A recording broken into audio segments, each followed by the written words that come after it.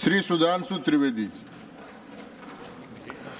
पीठासीन सभापति महोदय, आज एक ऐतिहासिक बजट के पक्ष में मैं अपने विचार प्रस्तुत करने के लिए खड़ा हुआ हूं, क्योंकि वित्त मंत्री निर्मला सीतारमण जी ने एक रिकॉर्ड बनाया है कि 1959 से 64 तक जो 6 बार लगातार बजट प्रस्तुत करने का मोरारजी देसाई जी का रिकॉर्ड था, उसे अब तोड़कर 7 बार लगातार बजट प्रस्तुत करने का रिकॉर्ड है। और एक और रिकॉर्ड है कि लगातार तीसरी बार जन समर्थन से प्रधानमंत्री बनने का प्रधानमंत्री मोदी जी के नेतृत्व की सरकार ने यह रिकॉर्ड बनाया है। और यह रिकॉर्ड 60 साल से पहले के रिकॉर्ड की तुलना की जाती है, मगर मैं कहना चाहूंगा सभापति महोदय, इस रिकॉर्ड और उस रिकॉर्ड में बहुत अंतर है, क्योंकि वो रिकॉर्ड तो किसी राजे रजवाड़ों की शान और शौकत के साथ रहने वाले किसी ऐसे नेता का था जिन्होंने महात्मा जी की कृपा से वाइसराय से शपथ लेकर मोती के लाल का बना हुआ सरकार नहीं थी। ये अभावों में पैदा हुए, राष्ट्रवाद का संकल्प लेकर युवावस्था से स्वयंसेवक बनकर एक चाय बेचने वाले के लाल के नेतृत्व में बनी हुई सरकार तीसरी बार बनने का यह बजट है। महोदय, बजट आंकड़ों का प्रतिबिंब होता है, मगर कुछ लोगों की आंखें ऐसा धोखा खाती हैं कि उन्हें आंकड़े सही समझ में नहीं आते। हमारी सरकार आने से पहले 10वें नंबर की अर्थव्यवस्था थी, वो कमजोर थी। आज 5वें नंबर की अर्थव्यवस्था है, वो अच्छी है, मगर इनको वो अच्छी और ये बुरी लगती है। जब 74,000 रुपए पर कैपिटा इनकम थी तो वो अच्छा था, अब 2,12,000 रुपए पर कैपिटा इनकम है तो वो खराब है। 10% महंगाई अच्छी थी, 5% महंगाई खराब है। ग्रोथ रेट 5% से कम थी, वो अच्छी थी, और अब ग्रोथ रेट 7.2 और कुछ सीमाओं में 8% है तो वो खराब है। मगर सभापति महोदय, समझा जा सकता है जिनकी संख्या की समझ ऐसी हो कि 99 बड़ा है और 240 छोटा है, 22% वोट अच्छा है, 38% वोट कम है, तो वो सहज ही समझा जा सकता है। जिनकी सोच ऐसी हो कि थर्ड टर्म में गवर्नमेंट बनाना पराजय है और थर्ड अटेम्प्ट में थर्ड डिजिट टच न कर पाना ऐतिहासिक विजय है, मुझे लगता है। परंतु एक बात मैं कहना चाहूंगा कि इतना तो कम से कम उनको अख्तियार मिला है कि पहली बार नेता प्रतिपक्ष का पद उनको मिला है। इस बात के लिए मैं उनको शुभकामना देना चाहता हूं। और राजीव शुक्ला जी ने अभी एक शेर बोलते हुए कहा था ना कि वो शोहरत आई है, वो गई भी हो सकती है, तो वो जिस ढंग के लहजे और जिस ढंग के तेवर दिखा रहे हैं, उनके लिए मैं कहना चाहूँगा, हमारे यूपी की एक शायरा है, इमरान प्रतापगढ़ी जी को याद होगा, उनकी बड़ी फेमस नज़्म है कि खामोश लब हैं, झुकी हैं पलकें, दिलों में उल्फत नई नई है। मगर यहाँ तो उल्टा है, गुस्ताख लब हैं, तनी हैं बौहें, दिलों में नफरत नई नई है। मगर उसके आगे की लाइन है, जरा सा कुदरत ने क्या नवाजा जो आके बैठे हो पहली सफ में, यानी फर्स्ट रो में।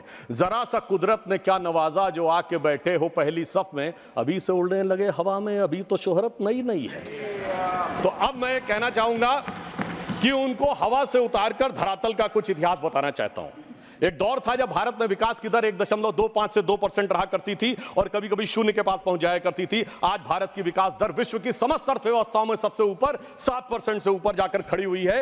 एक दौर था जब वर्ल्ड बैंक और IMF के सामने हम याचक की मुद्रा में खड़े हुए होते थे, और आज स्थिति क्या है कि वर्ल्ड बैंक के प्रेसिडेंट अजय बंगा ने जुलाई 2023 में कहा है, मैं कोट कर रहा हूं, amid global challenges I am more optimistic about India and its economy now that it has been a long time। लंबे समय के बाद भारत की अर्थव्यवस्था के प्रति मैं आशान्वित हूं। महोदय, मैं याद दिलाना चाहता हूं, पुराने जमाने की एक बड़ी फेमस फिल्म थी जिसमें एक डायलॉग था कि तुम्हारा मुल्क 1970 के आसपास की, ये 2 रोटी खाता है तो एक कर्जे की खाता, India's contribution to the world is 0 0 and 0। मैं याद दिलाना चाहता हूं, आज मोदी जी के नेतृत्व में हालत ये हुई है कि IMF की चीफ क्रिस्टिना जॉर्जिएवा ने कहा है कि India's contribution to the global GDP is 15% and it is becoming growth a continuous to remain a bright spot in the global economy। Sir, 15% के द्वारा ब्राइटेस्ट स्पॉट भारत बना हुआ है। फिस्कल डेफिसिट 4.9% है, करंट अकाउंट डेफिसिट 0.7% है, all time high capital expenditure है, all time high foreign exchange reserve है। और एक और तथ्य में शायद लोगों ने ध्यान रहा हो, पिछले वर्ष भारत में फॉरेन रेमिटेंस $125 बिलियन का हुआ, जो पूरे वर्ल्ड में सबसे ज्यादा था, चाइना से भी ज्यादा था। और इसमें महत्वपूर्ण बात क्या है कि सामान्यतः फॉरेन रेमिटेंस हमारे यहां मिडिल ईस्ट के कंट्रीज से हुआ करता था, जहां हम किसी को छोटा और बड़ा नहीं कहते, पर जहां कहा जाता था सामान्य औसत दर्जे के काम करते थे, पर इस बार 36% जो ग्लोबल रेमिटेंस है वो डेवलप्ड इकोनॉमी यानी अमेरिका, यूरोप और सिंगापुर से आया, जो दर्शाता है कि भारत की मेधा की सीमा तक जाकर विश्व में पहुंचकर प्रभावी होना शुरू हो गई है। और मैं याद दिलाना चाहता हूं, इनके समय में स्टैंडर्ड्स एंड पुअर ने भारत की रेटिंग पॉजिटिव से निगेटिव कर दी थी, स्टेबल से निगेटिव कर दी थी। वर्ल्ड बैंक ने 2008 में अपना कमेंट दिया है कि with 55 to 60% of India's irrigated land is supplied by ground water, और इलेक्ट्रिसिटी इरेटिक है, फ्लक्चुएशंस बहुत ज्यादा हैं। और अब मैं बताना चाहता हूं मई 2024 में वही वर्ल्ड बैंक क्या कहता है, the positive outlook reflects in our view with the policy stability, deepening economic reforms and government's elevated debt and interest burden while bolstering economic resilience could lead to high rating over the next 24 months। यानी अब वही कह रहा है कि भारत इन शानदार तरीके से आगे बढ़ रहा है कि 2 साल और आगे चलता रहेगा।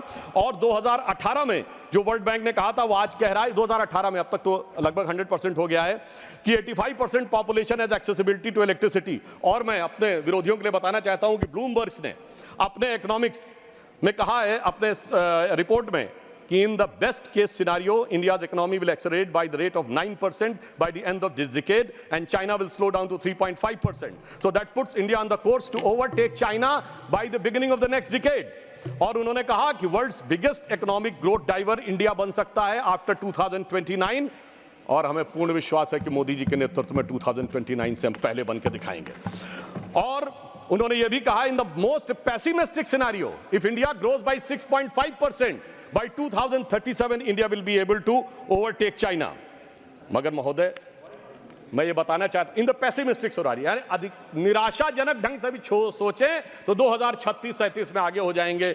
मगर महोदय ये बात कैसे उन लोगों को समझ में आएगी जो लोग, वित्त मंत्री महोदया ने चुनाव से पहले, बजट से पहले एक रस्म होती है जो हमेशा से एक परंपरा थी हलवा बनाने की, उसके ऊपर भी लोग कमेंट कर रहे हैं। कहा जा रहा है कि इसमें SC ST और OBC कहां पे हैं।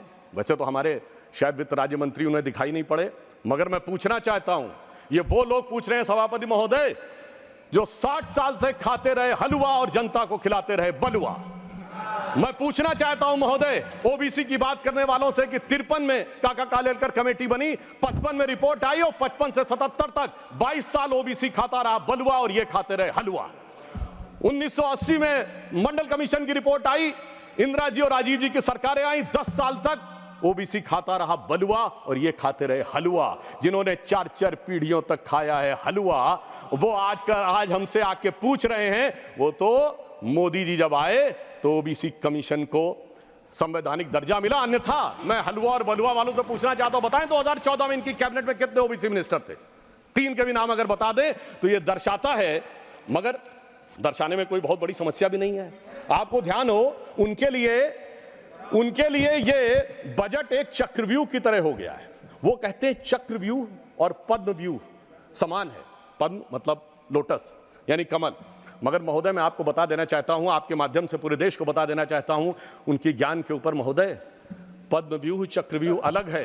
प्राचीन भारत में पद्म व्यू है, चक्र व्यू है, गरुड़ व्यू है, क्रौंच व्यू है, चंद्र व्यू है, मकर व्यू है, त्रिशूल व्यू है, 36 प्रकार के व्यू हैं। मगर क्या करें, जिनको व्यू नजर आता हो उनके लिए हर चीज में उनको भारतीय जनता पार्टी और कमल के ऊपर आपत्ति नजर आती। तो मैं ये भी कहना चाहता हूं सभापति महोदय, हम सब चाहते हैं इस देश में समृद्धि आए, बजट इसीलिए लाया जाता है, यानी मां लक्ष्मी की कृपा रहे, और हम सब चाहते हैं देश में प्रबुद्धता आए, मां सरस्वती की कृपा रहे। और मां सरस्वती भी कमल पर विराजती हैं और मां लक्ष्मी भी कमल पर ही विराजती हैं। जितना कमल खिला रहेगा उतना इस देश में समृद्धि का मार्ग प्रशस्त रहेगा। अब मैं आगे भी बताना चाहता हूं, आज एम्प्लॉयमेंट लिंक स्कीम आई तो कोई कहते हैं कि हम अचानक एम्प्लॉयमेंट लिंक स्कीम आए, ऐसा नहीं था। प्रधानमंत्री जब 2014 में प्रधानमंत्री बने, उन्होंने शुरू से देखिए स्टेप बाय स्टेप, उन्होंने पहले जनधन अकाउंट खोले। लोगों ने कहा पैसा कहां से आएगा, उन्होंने कहा I am having in the mind, तुम खाते खोलो। DBT डायरेक्ट बेनिफिट ट्रांसफर आया, उसके बाद मुद्रा स्कीम आई, उसके बाद प्रोडक्ट लिंक इक्विटी स्कीम आई, अरे पहले प्रोडक्ट बनेगा, फिर विश्वकर्मा स्कीम आई, फिर आप देखिए आज एम्प्लॉय लिंक स्कीम आई है। जैसे जैसे हमारी समृद्धि बढ़ी, हमने जनता को श्रेय दिया। पहले 6,000 रुपए किसान सम्मान निधि थी, अब इस बजट में 12,000 की।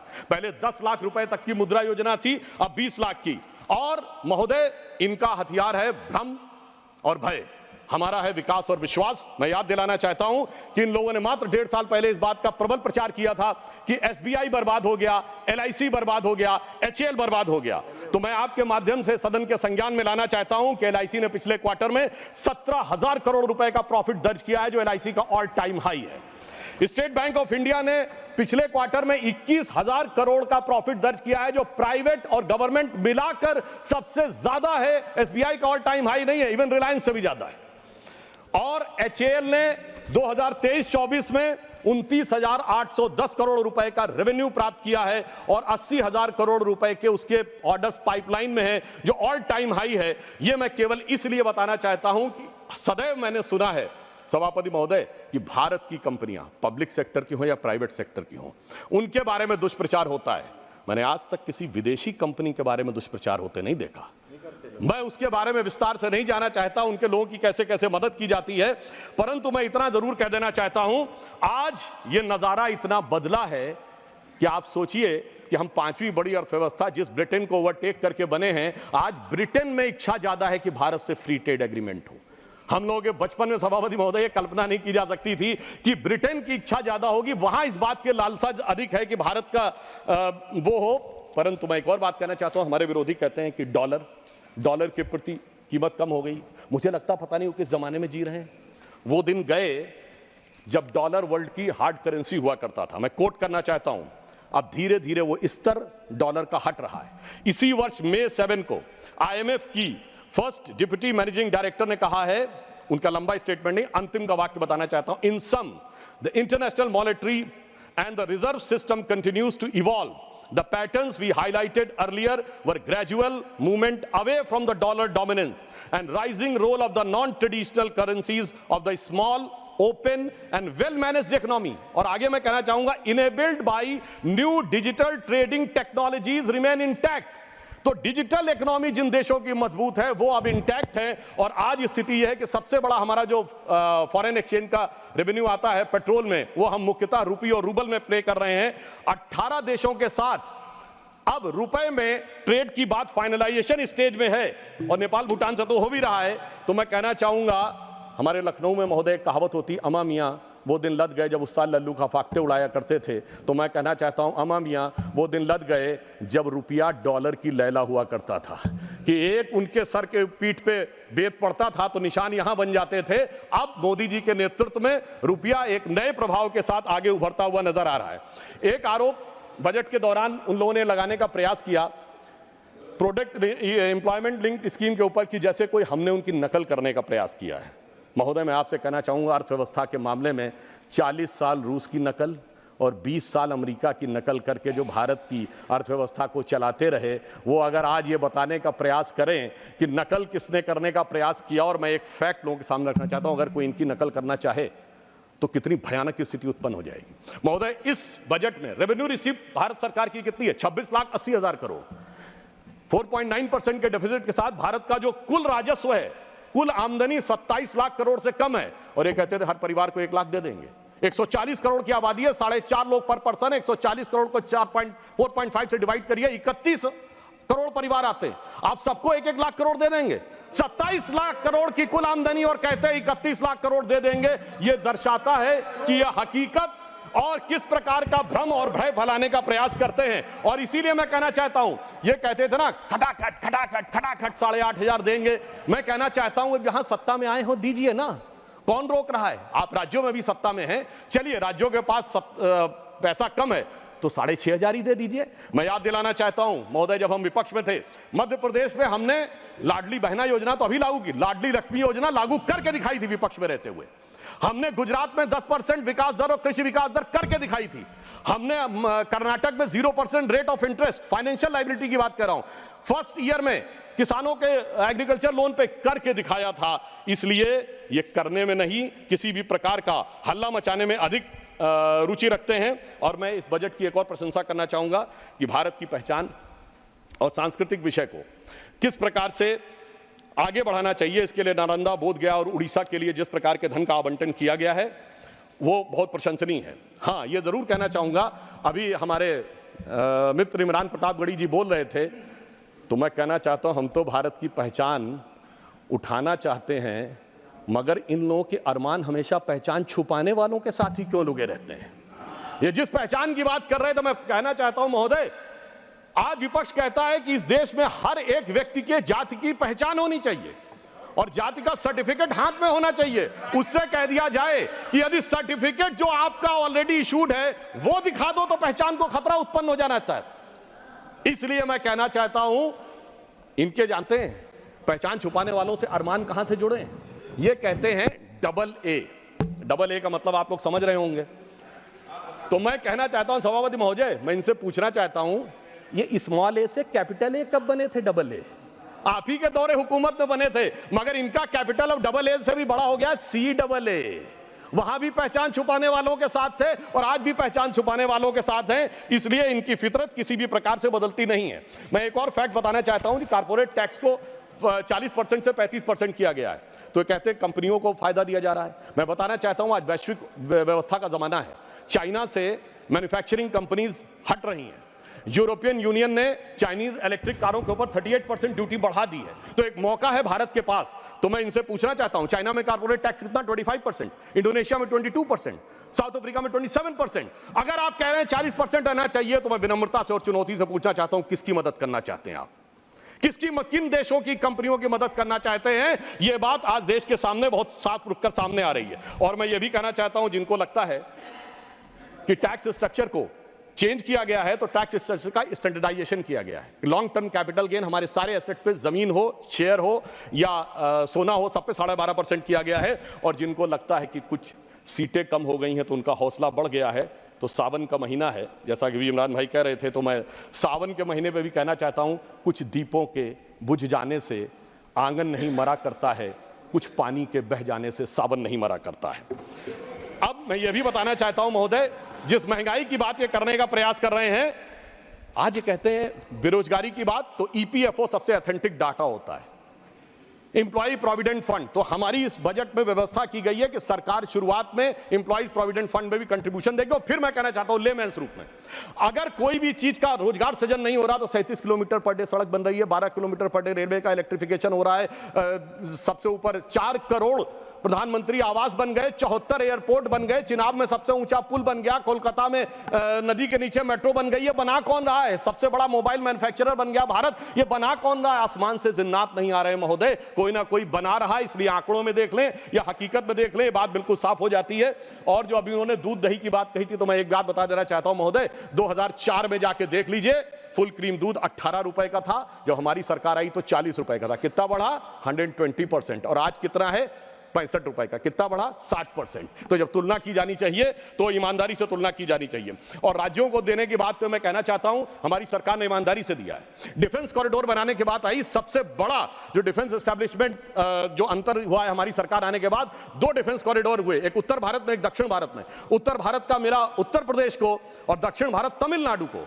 उत्तर प्रदेश में भी उस समय हमारी सरकार नहीं थी, पर आप सोच सकते हैं सरकार आ सकती थी। तमिलनाडु में तो हमारी सरकार आने की संभावना नहीं थी, फिर भी ईमानदारी से दिया है। महाराष्ट्र में वधावन पोर्ट के लिए 76,000 करोड़ रुपए दिया गया है।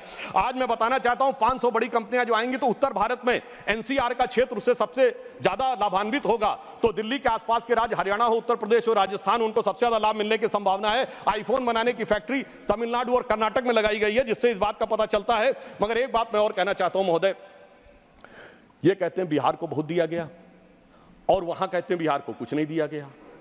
तो मुझे लगता है कि पटना और दिल्ली के बीच में इंडी गठबंधन वाले क्या हो गए हैं, जिसे मैं बिहार की एक भाषा में कहते हैं, मुझे लगता है कि लोग कंफ्यूजिया गए हैं महोदय।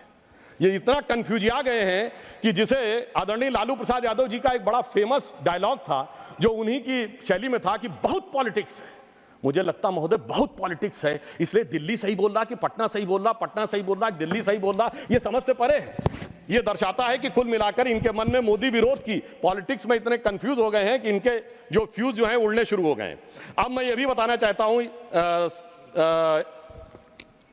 मेरा समय समाप्त की ओर है, तो मैं तेजी के साथ सिर्फ ये बताना चाहता हूं इनके मन का भाव क्या है। इनके कर्नाटक के मंत्री डीके सुरेश इस प्रकार का बयान देते हैं कि टैक्स कलेक्शन साउथ में ज्यादा है और नॉर्थ में कम है। उनसे इंटरव्यू पूछा जाता तो क्या आप अलग होना चाहते हो, तो वो ये भी बोल देते हैं हाँ हम इस बारे में भी सोच सकते हैं।